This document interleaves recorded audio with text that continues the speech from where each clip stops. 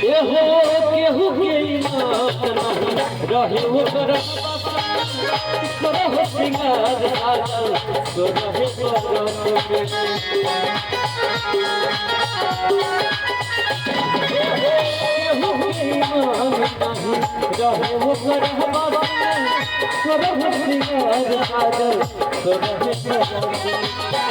के जादू अदा के मंतर तो चले बारे उसमें जादू अदा के मंतर तो चले बारे भगवान परी पुरन